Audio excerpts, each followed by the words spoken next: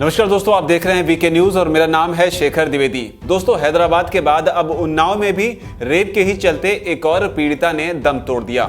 Unnao gangrape की पीड़िता का दिल्ली के सफदरजंग अस्पताल में देर रात निधन हो गया। पीड़िता को एयरलिफ्ट करके लखनऊ से दिल्ली लाया गया था।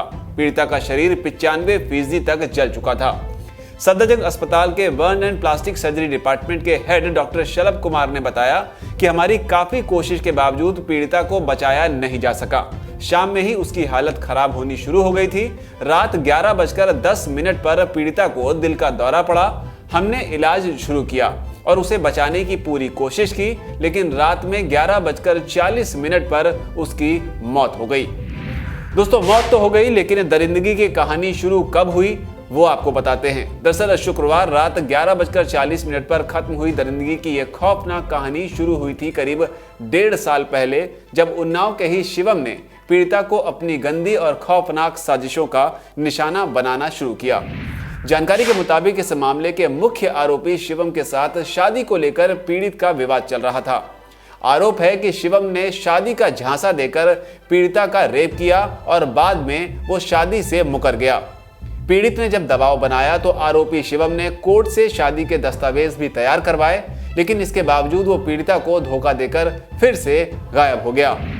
अब तारीख थी 12 दिसंबर 2018, यानी तकरीबन आज से ठीक 1 साल पहले का वक्त। पीड़िता ने जब दोबारा आरोपी पर शादी का दबाव बनाया तो वो ब्लैकमेलिंग पर उतर आया, लेकिन पीड़िता के बार बार कहने पर उसने एक बार फिर से उसे बातचीत के लिए बुलाया। पीड़िता को इस बात का इल्म नहीं था कि वो सिर्फ एक बहाना था। ये बात 12 दिसंबर 2018 की है। पीड़िता जब शिवम को बताई गई जगह पर पहुंची तो वहां शिवम के साथ उसके साथी भी मौजूद थे, जिसका नाम था शुभम। दोनों ने पीड़िता को अपनी हैवानियत का शिकार बनाया, गैंगरेप किया। गैंगरेप का शिकार हुई पीड़िता जब पुलिस के पास शिकायत दर्ज करवाने पहुंची तो इलाके में आरोपियों का रसूख आरोपियों से भी बड़ा दुश्मन निकला। पीड़िता चक्कर पर चक्कर लगाती रही, लेकिन पुलिस ने FIR दर्ज नहीं की। इसके बाद जब मामला कोर्ट पहुंचा और कोर्ट से वारंट आया, तब जाकर इस मामले में केस दर्ज किया गया। रायबरेली कोर्ट में केस दर्ज होने के बाद शिवम की गिरफ्तारी तो हो गई, लेकिन उसके परिवार की तरफ से बताया जाता है कि लगातार पीड़ित परिवार और उसके घर वालों पर केस वापस लेने का दबाव बनाते रहे। उन्हें लगातार धमकियां भी देते रहे। बताया ये भी जाता है कि कई बार वो पीड़िता के पिता से मारपीट भी करते दिखाई पड़े। अब आगे तारीख थी 1 दिसंबर 2019। पीड़िता के पिता को अंदाजा नहीं रहा होगा कि उसे दी जा रही धमकियां हकीकत में कितने नजदीक हैं। दिसंबर को जेल से रिहा होते ही आरोपी शिवम ने अपने दोस्तों के साथ एक और खौफनाक साजिश को अंजाम दिया। 4 दिन बाद ही, यानी कि 5 दिसंबर 2019 को शिवम ने वो कर दिया जिसने सबको हिला कर रख दिया। पीड़िता अपने वकील से मिलने के लिए रायबरेली जाने की तैयारी में थी, लेकिन स्टेशन जाने के रास्ते में ही आरोपियों ने उसे घेर कर आग के हवाले कर दिया।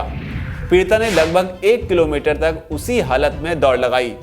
अब तक पीड़िता 90% तक जली हुई थी। किसी के मोबाइल फोन से 112 नंबर पर पीड़िता ने फोन किया और पुलिस को घटना की पूरी जानकारी भी दी। घटना के कुछ घंटों के अंदर ही 5 आरोपी पुलिस की गिरफ्त में भी आ गए।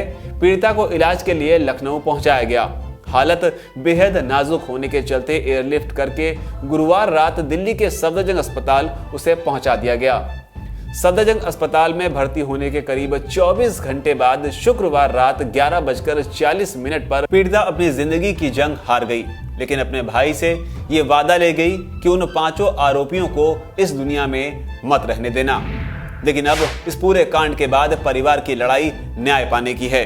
देश को इंतजार है उस सिलसिले के थमने का कि कब आगे ये रेप बंद होंगे। परिवार में पिता की मांग है कि इनका भी हैदराबाद की ही तरह एनकाउंटर होना चाहिए।